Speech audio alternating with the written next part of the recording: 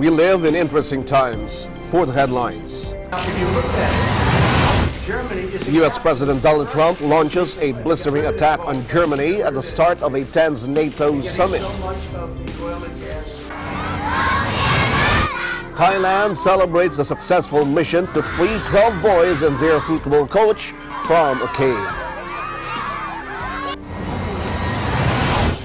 The United States and China have fired the next shots in their escalating trade war, with Washington threatening to impose fresh tariffs on another $200 billion in Chinese goods, and Beijing vowing to retaliate.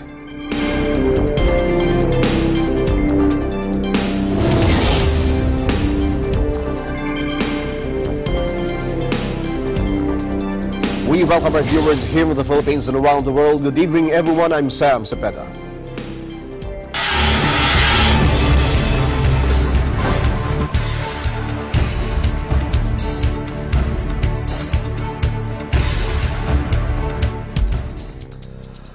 Thailand celebrates the successful mission to free 12 boys and their football coach from a cave, with the nation heaping praise on the rescue team as the triumphant tagline "Hu Yup" pinballs across social media.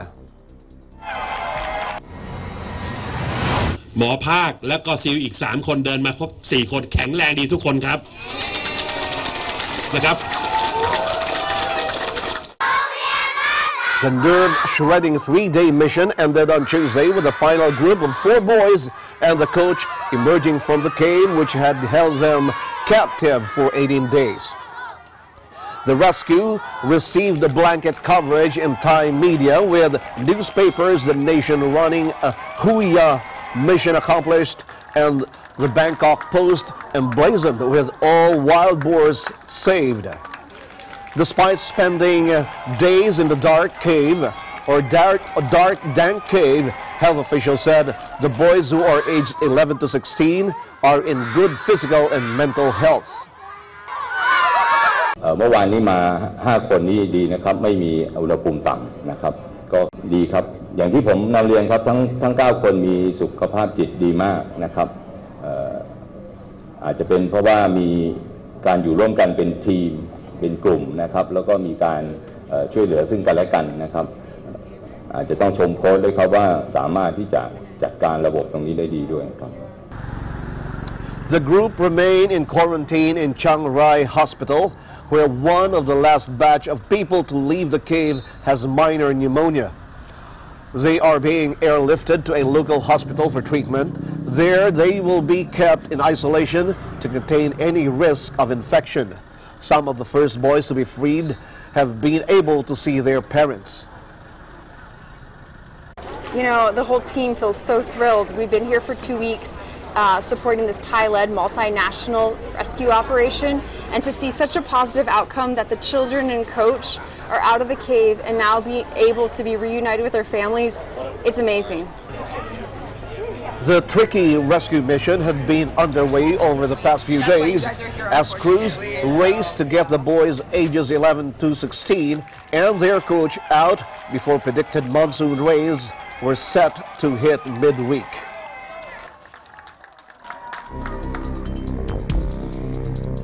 Meanwhile, the relatives of 2 of the boys trapped in the Thai cave express gratitude to authorities and other parties who participated in the successful rescue effort. What?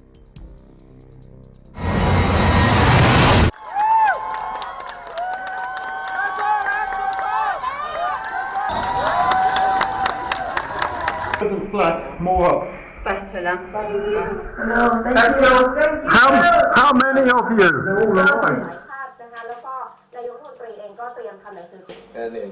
เขาไม่ต้องการอะไรเงินทองเขาไม่ต้องการอยากจะขอบคุณรัฐบาลและเจ้าหน้าที่ทุกฝ่ายหรือชนประทานหรือกรมไฟฟ้าหรือกรมทางหลวงเจ้าหน้าที่ตำรวจทหารที่ช่วยและก็หน่วยชิวต่างประเทศหรือในประเทศขอบคุณครับตื่นมากี่โมงก็เช็คว่าเป็นยังไงบ้างแต่วันนี้มีความสุขที่สุดแล้วแต่มันยังไม่สุดเพราะว่าต้องรอให้ทุกคนภารกิจเสร็จสิ้นแล้วก็กลับถึงบ้านด้วยความสวัสดิภาพปลอดภัยทุกคน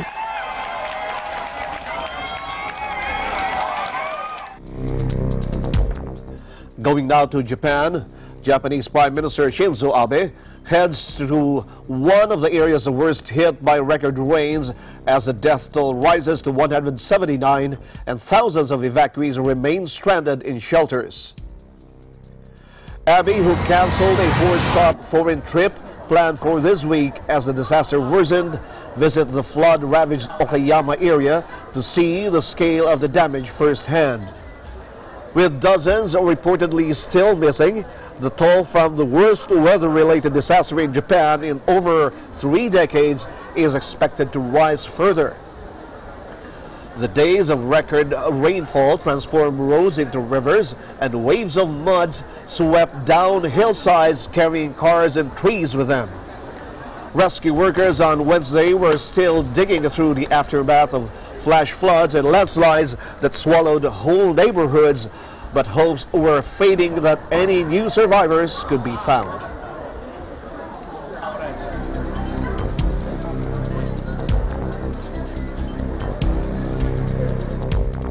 Typhoon Maria hits Okinawa region with torrential rains and powerful winds. Take a look.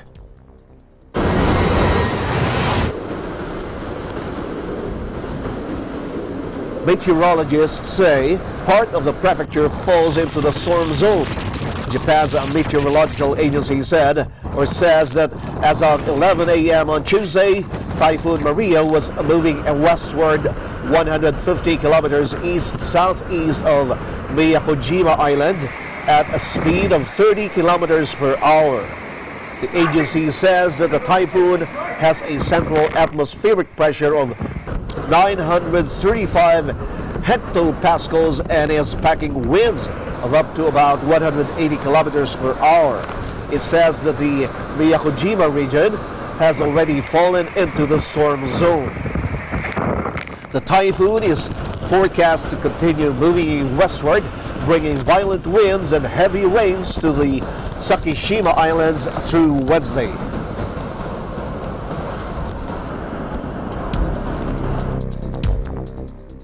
President Rodrigo Duterte said he will not step down because it will make Vice President Leni Robredo the next president of the country.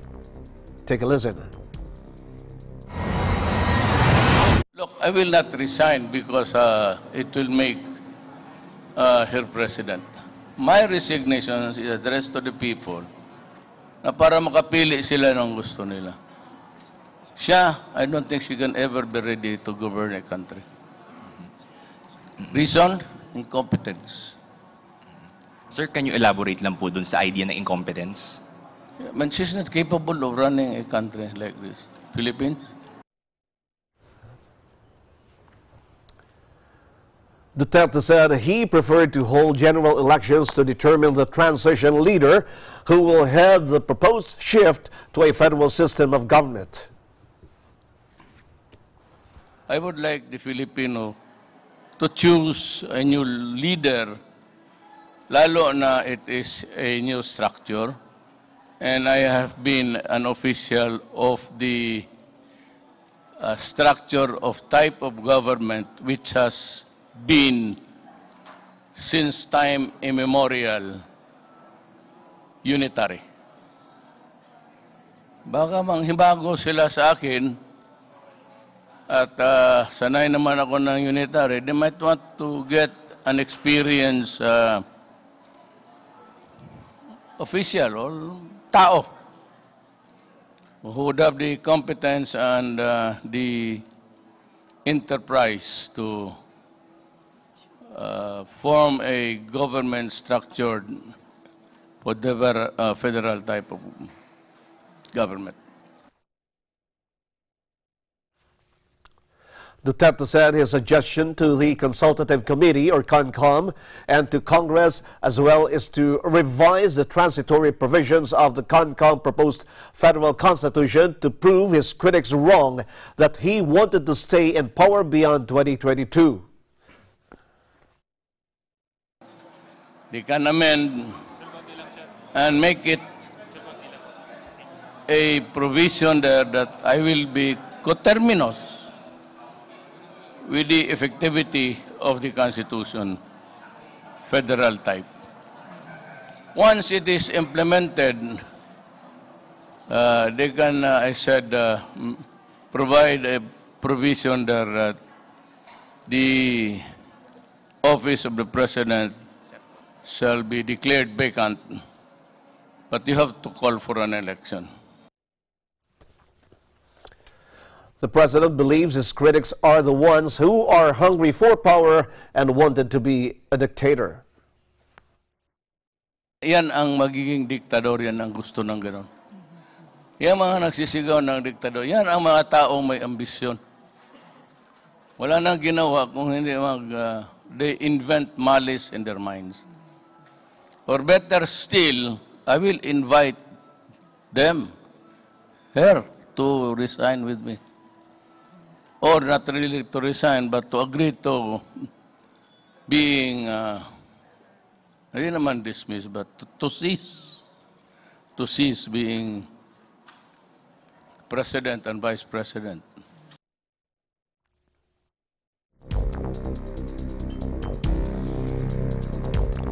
Authorities recovered a black pickup truck used by the gunman who killed 13 Martires Cavite Vice Mayor Alexander Lubigan last Saturday. Maragondon, Cavite police traced the black Toyota Hilux at the Mabacao Pantihan Bridge in Barangay Tulay at about 6:55 a.m. Wednesday. Maragondon Police Chief Senior Superintendent William Segun said the vehicle bore neither a license plate nor a conduction sticker. Lubigan and his driver Romulo Guillemer were shot dead in an ambush while on board his vehicle along 13 Indang Road in Barangay Lucino, 13 Martires City last July 7. He was the third local government official killed this month after Tanawan City, Batangas Mayor Antonio Halili and General Tino Nueva Ecija Mayor Ferdinand Bote. All the killings are still under investigation. Halili, who was on the government's narco list, was shot dead while attending a flag-raising ceremony on July 2. The following day, Bote was killed in an ambush in Cabanatuan City.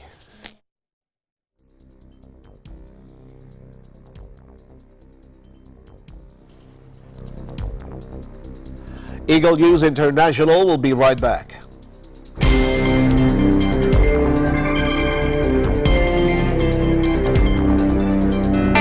Health is our most important asset, and it's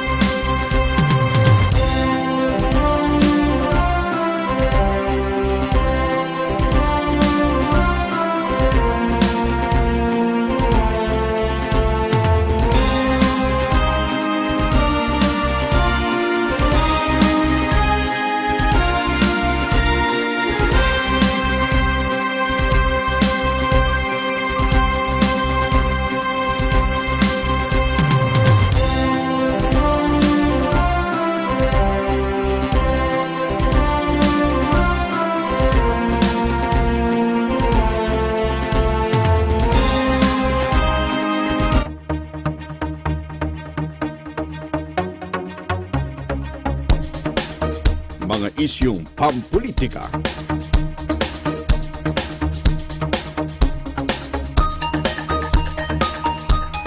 Tatalakayin, lilinawin, kasama ang mga batikang komentarista, Congressman Dante Marcoleta at Jen Sobardiaga, itinanghal bilang Best Public Affairs Program ng 31st PMPC Star Awards for TV.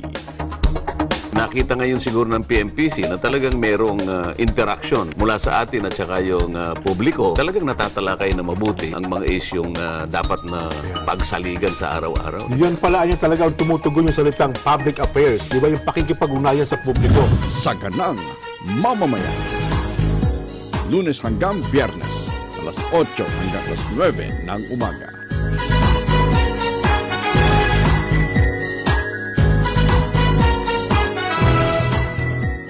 Letters and Music, Lunes hanggang Biyernes, alauna hanggang alas 2 ng hapon.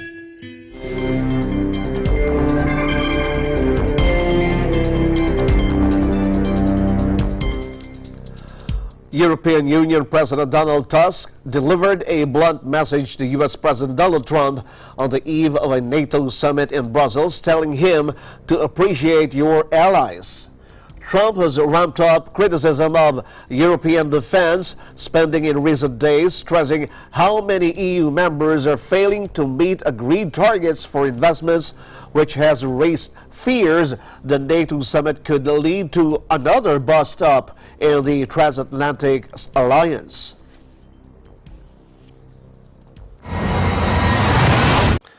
Speaking on the eve of the NATO summit here in Brussels, I would like to address President Trump directly, who, for a long time now, has been criticizing Europe almost daily for, in his view, insufficient contributions to the common defense capabilities, and for living off the US. Dear President Trump, America does not have and will not have a better ally than Europe.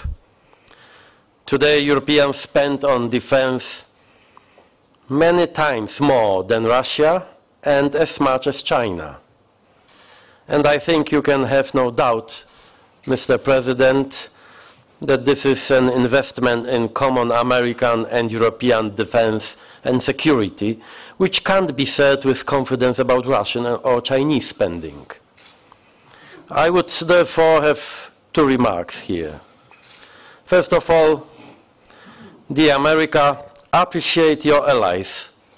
After all, you don't have that many.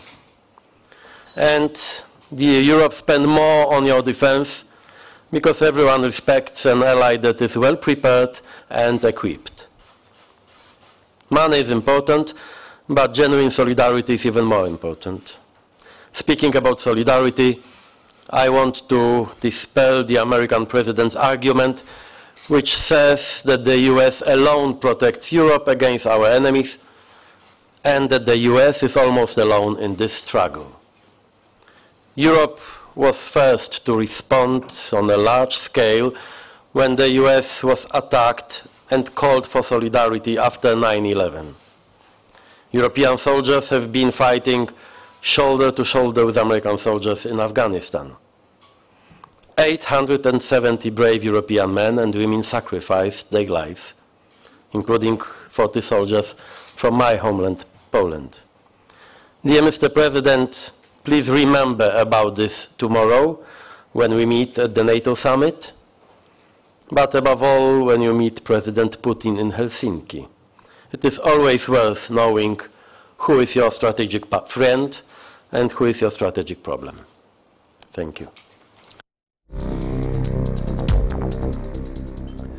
President Donald Trump told NATO allies to reimburse the United States for defense costs as he landed for the alliance's most difficult summit in years.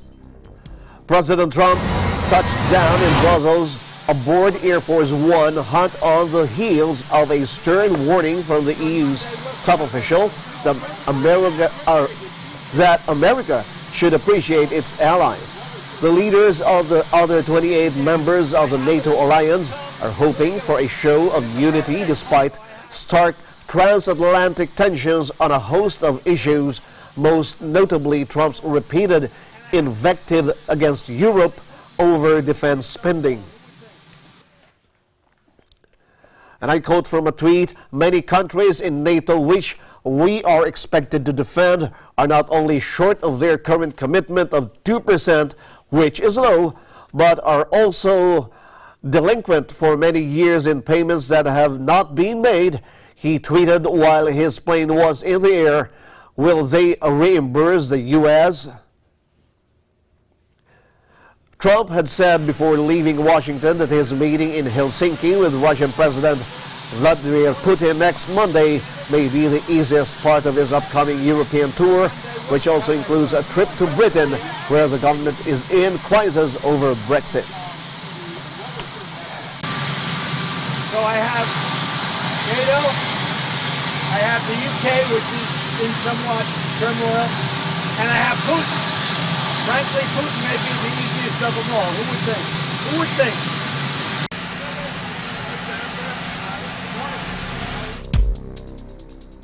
Meanwhile, at the start of the NATO summit in Brussels, U.S. President Donald Trump launches a stinging attack on Germany, saying an inappropriate gas deal with Moscow made it a captive of Russia. The two-day meet in Brussels was already shaping up to be the alliance's most difficult in years, with Europe and the U.S. engaged in a bitter trade spat, and Trump demanding that NATO allies reimburse Washington for the cost of defending the continent. I don't know what you can do about it now. European alliance members were braced for criticism from Trump on defense spending, but his furious trade at what should have been an amicable breakfast meeting appeared to take even NATO chief Jens Stoltenberg by surprise. They're getting so much. Now, if you look at it, Germany is a captive of Russia because they supply. They got rid of their coal plants. They got rid of their nuclear. They're getting so much of the oil and gas from Russia. I think it's something that NATO has to look at. I think it's very inappropriate. You and I agree that it's inappropriate. I don't know what you can do about it now, but it certainly doesn't seem to make sense that they pay billions of dollars to Russia, and now we have to defend them against Russia. I think it's very inappropriate. Trump will meet Russian President Vladimir Putin in the Finnish capital on July 16 for their first summit, amid an ongoing investigation in the United States into possible Trump campaign collusion with Russia. Germany has been a frequent target for Trump, who accuses the EU's largest economy of not spending enough on defense and freeloading on the back of the United States.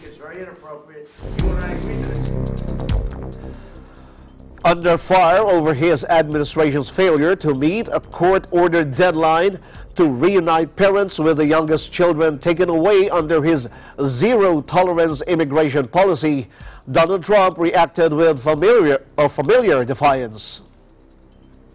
President Trump said that the solution to the government's failure to meet a deadline for reunifying separated undocumented parents with their children is for such migrants to stop entering the U.S. illegally in the first place. Well, I have a solution. Tell people not to come to our country illegally. That's the solution. Don't come to our country illegally. Come like other people do. Come legally. Mr. President. I'm saying this very simply. We have laws, we have borders. Don't come to our country illegally. It's not a good thing. And as far as ICE is concerned, the people that are fighting ICE, it's a disgrace. These people go into harm's way. There is nobody under greater danger than the people from ICE. What they do to MS-13 and everything else, so we ought to support ICE, not do what the Democrats are doing. Democrats want open borders, and they don't mind crime. We want no crime, and we want borders where borders mean something, all right? And remember this, without borders, you do not have a country. Thank you, everybody. Mr. President. The family separations have prompted calls from some Democrats to abolish U.S. Immigration and Customs Enforcement, the agency whose charges include deportations.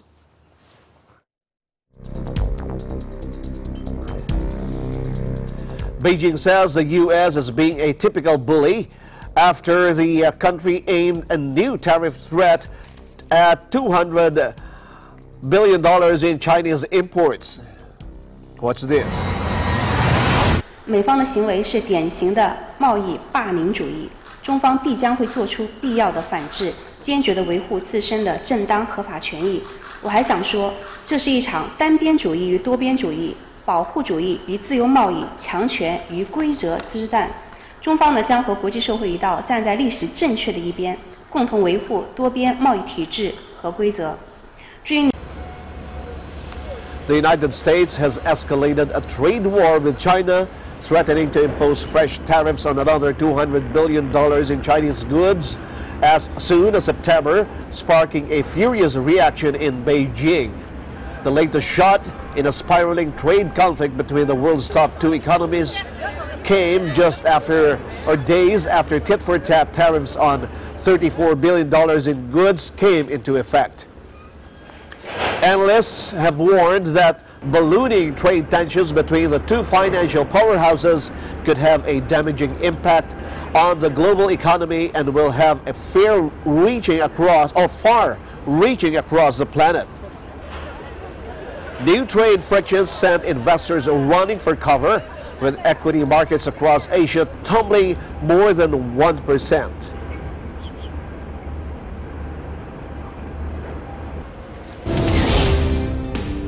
We'll be back with more news right after this break.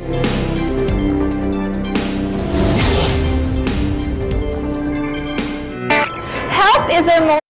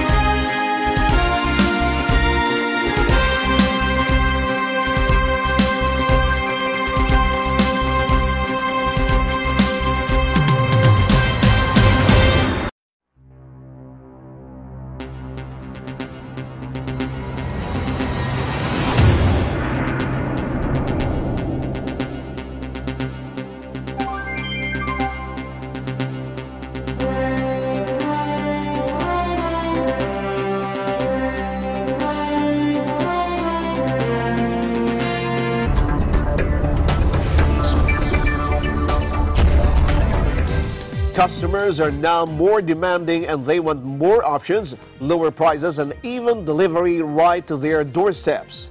E-commerce is making this possible. From flowers to funerals, some quarters say that that you are left behind if your company is not into e-commerce. Cesar Vallejos was at the Marriott Hotel earlier today to discover the latest trends in this business model that redefines how we buy and sell commodities today. Watch this.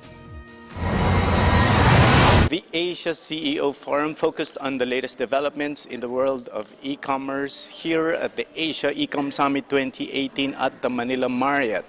From delivery systems, payment technologies, and marketing and business operations in the world of e-commerce, the Asia Ecom Summit 2018 presented disruptive technologies that is now transforming customer experiences. The Ecom Summit 2018 gathered the key personalities and organizations in the country who shared their insights and ideas that are redefining the traditional ways of selling and buying products and services. In his opening remarks, LBC Express Chief Marketing Officer Javier Manticon enumerated some of the many pain points of consumers in today's e-commerce business. With the changes that the expectation of the consumers in e-commerce, it's now but natural for companies like us and our colleagues to now shift and change and adapt with the times. Customer experience is basically a #1 priority, and we need to work with our partners, co-vendors, competitors in order to build this industry better in the Philippines. Okay, in the Philippines, there's high internet penetration now, mobile penetration even higher, but the true number of online purchases, when we say online, true online, all the way from end to end, is still very low. So there's a big opportunity for people online to be able to do e-commerce digitally. And that's where we're trying to focus on. So pain points are low credit card. How do you go pagdating sa probinsya? Mga low credit card penetration, security of the transaction online. So there's scams now and a lot of this data fraud. So being able to make sure that the vendors or the sites you're buying for also are secured. So these are the main pain points, logistics to be able to reach that, collections of money that I've mentioned as the main pain points of being able to transcend our e-commerce industry from where we are now to the next level. According to sources, 65% of internet users in the Philippines are online shoppers, but only 15% truly use online for their shopping requirements. Also discussed during the Ecom Summit is how logistics is transforming digital commerce, making transactions a delightful experience. Logistics is now the maker or breaker of customer experience. Speakers and participants came from various industries that includes banking, cosmetics, publishing, telecommunications, real estate, and startups. Asia Ecom Summit was a presentation of platforms and solutions that address the new challenges of customers in e-commerce transactions. Reporting from the Marriott Hotel, this is Cesar Vallejos. Hundreds of staff from South Korea's two rival air carriers held a rare joint rally to condemn their top management over recent scandals surrounding managerial issues and misconduct. Our EBC correspondent from South Korea, Christian Joel Uy, reports from Seoul.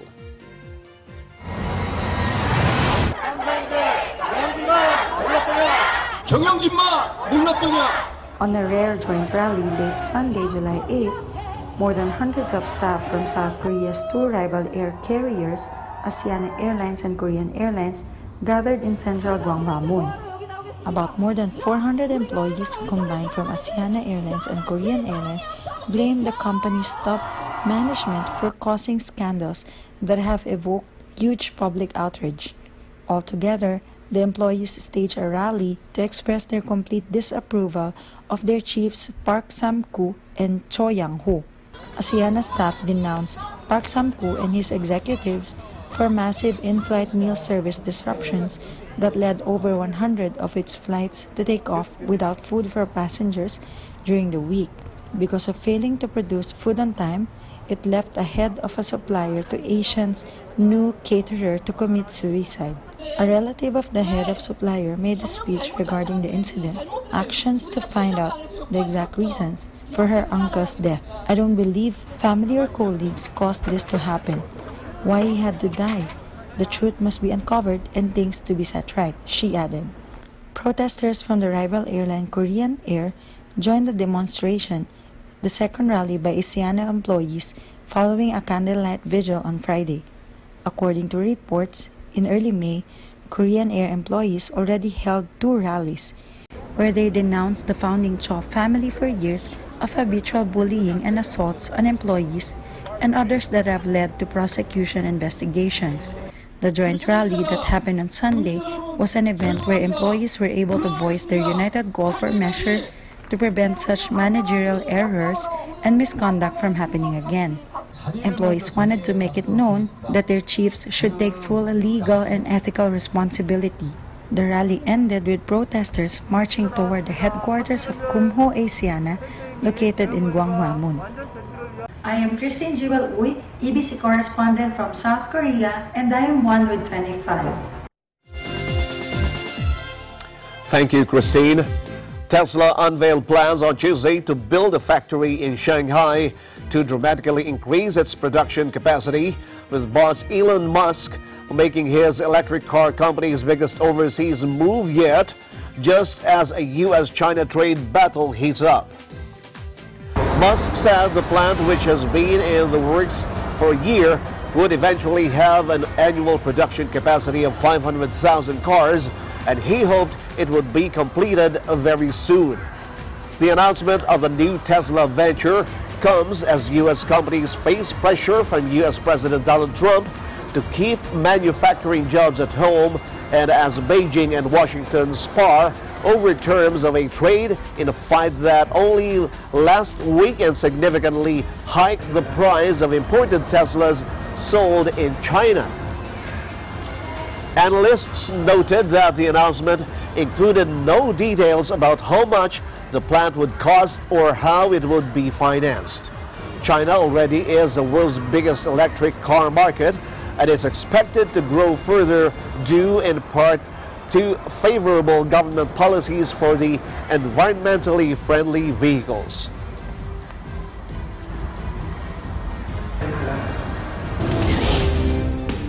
More news will be coming your way when Eagle News International returns.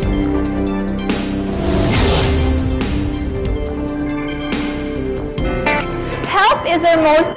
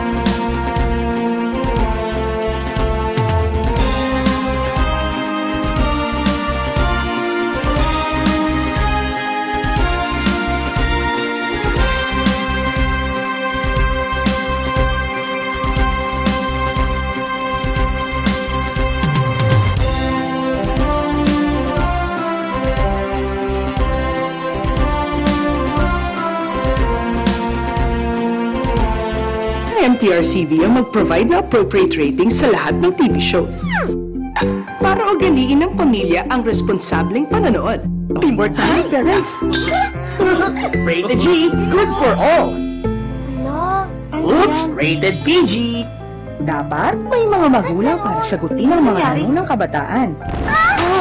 Grabe, rated SPG, maselan! Higpitan ang paggabay.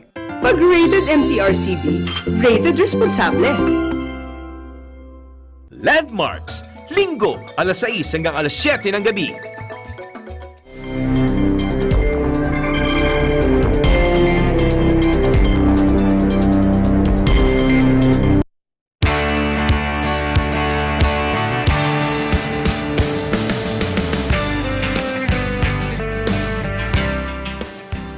The Iglesia Ni Cristo will hold an Aid for Humanity to Fight Poverty at the Quirino Grandstand this coming July 15. Thousands of people are expected to go to the venue where they will receive free medical, dental services and food packs. The Aid for Humanity or Lingap Pamamahayag Evangelical Mission is part of the Iglesia Ni Cristo's program Worldwide Aid to Fight Poverty, which aims to fight poverty and assist struggling communities worldwide. Dr. Sergi Santos, director of the Felix Y. Manalo Foundation, is inviting everyone to go to Quirino to receive these free services that will start at 7:30 in the morning. And now, I am happy to report that on July 15, 2018, this coming Sunday, through our Executive Minister, Brother Eduardo Manalo, the Iglesia Ni Cristo will once again hold a large medical and dental mission as part of the Aid to Fight Poverty at Quirino Grandstand in Manila, starting 7 a.m. This activity is meant to reach out to everyone. So this is open not just to the brothers or the brethren, but also to everyone in the community who needs help. And nowadays, it seems that everyone else needs help. Among the free medical and dental assistance would be blood count, blood sugar determination, urinalysis, X-ray, ultrasound, 2D echo, genetic screening, dental extraction, among others. A total of 30,000 people are expected to go to Quirino, more than the last Lingap held last year, wherein 27,000 people attended. Consultations and both medical and dental will also be free. Free dental extractions for everyone. Our medical services includes the 4 general main services, in which internal medicine, OBGYN, pediatrics, and surgery. So please come. Well, through the directives that we have gotten from the church administration, we are ready to accommodate more than 30,000 patients. We have never done that before. As of today, we have 200 volunteer medical doctors, 150 dentists, and 600 paramedics, among which are our nurses, medical technologists, radio technologists, and first aiders. And from the reports that we've been receiving from all over the districts that are involved, the 13 districts here in Metro Manila and the nearby provinces, we could at least confidently say that we will reach at least 1,000 paramedics. So that's a total of 1,400 medical personnel ready and enthusiastically there come 7 a.m. on Sunday. Aside from medical and dental services, an entertainment program will also be held, with around 200,000 food packs to be distributed after that. Even more importantly, the attendees will receive the words of God by holding a grand evangelical mission, the highlight of the whole event. On July 15, we will also be having or distributing food packs after the Bible study. Around, if I'm not mistaken, 150 to 200,000 food packs will be distributed. Also in the afternoon, after the Bible study, which comes in the afternoon, which will be the highlight of the day.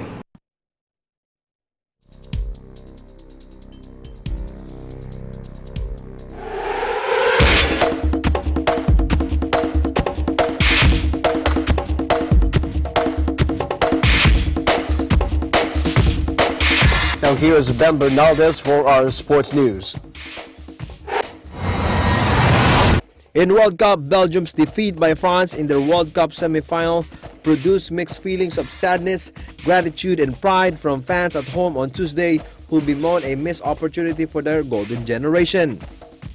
A second-half header from Samuel Umtiti in St. Petersburg gave France a 1-0 win, earning them a place in Sunday's final in Moscow against either England or Croatia.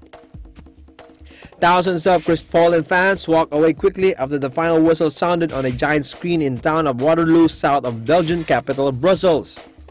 Some echoed the love-hate relationship and inferiority complex many French-speaking Wallons have with their bigger neighbor France. French speakers who share a country with Dutch and German speakers are particularly sensitive. French speakers who share a country with Dutch and German speakers are particularly sensitive to what they see as France's condescending attitude toward them. It is only the second time in history that Belgium have reached the World Cup semi-finals, 32 years after Diego Maradona's Argentina beat them at the same stage in Mexico in 1986 before going on to win the title.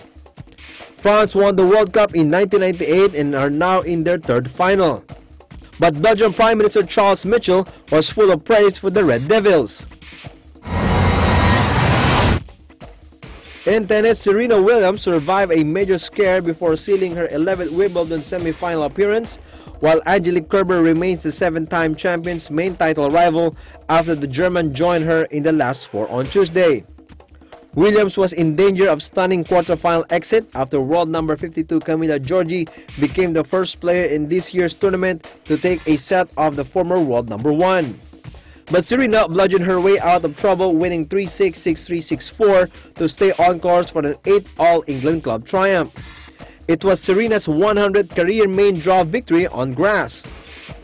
The 36-year-old will play German 13th seed Julia Georges on Thursday for a place in Saturday's final. In NBA, Lance Stephenson, who once blew in the left ear of LeBron James trying to disrupt the NBA superstar, signed a new contract Tuesday to join James on the Los Angeles Lakers. The 27-year-old American guard played for Indiana the past 2 seasons, each campaign ending with a first-round playoff loss to James and the Cleveland Cavaliers. Stephenson has a history with James, including a choke sign to Miami's bench after James missed a late free throw in lopsided Indiana playoff win in 2012. Trash talk and ear blow incident when Miami met Indiana in the 2014 Eastern Conference Finals and striking James in the groin when the star drove to the hoop in a game last November. The deal, reportedly for 1 year at $4.5 million, unites Stephenson with fellow Lakers free agent signing James, 2008 champion with Boston and 4-time All-Star Rajon Rondo, JaVale McGee, and Kentavious Caldwell-Pope. James agreed to a 3-year deal worth $154 million on July 1st and signed the contract on Monday. The Lakers have spent much of the money they had available but have room to make an offer to forward Carmelo Anthony, who is expected to have Oklahoma City buy out his contract next week to make him a free agent. These are the stories for EN Sports. I'm Ben Bernaldez and I'm 1 with 25. Our ABC correspondent in London, Joshua Marquez, takes jumping to a whole new level. Joshua? Hi, I'm Joshua Marquez and I love to try new things and experiences, and skydiving has been on my bucket list for a very long time. Parachuting, or skydiving, is a method of jumping from a high point to Earth with the aid of gravity, involving the control of speed during the descent with the use of a parachute. This has been one of my bucket list items for a very long time. I decided to finally take the plunge in my first skydive in Skydive Dubai. A tandem skydive from 13,000 feet above is the quickest and easiest way to experience the thrill of freefall at over 120 miles per hour, while securely attached in a harness to an experienced instructor. The hardest part for me is the ascending plane ride to get to 13,000 feet and the open plane door before the jump. But after the jump, it's so fast and peaceful at the same time. I have enjoyed skydiving so much, I decided to become a licensed skydiver so I can jump all over the world all by myself. I am now training in the UK and have completed 4 jumps and 4 more to go to become officially licensed. This is not to be taken lightly, and there are many checks to do before each jump, but it is definitely worth it and definitely a once-in-a-lifetime experience. I'm Joshua Marquez from EBC London and I am 1 with 25. Thanks, Josh. Don't forget to like us on Facebook, follow us on Twitter and Tumblr. Also check out our boards in Pinterest and pictures on Instagram. I'm Sam Cepeda. Thanks for joining us. And I'm 1 with 25.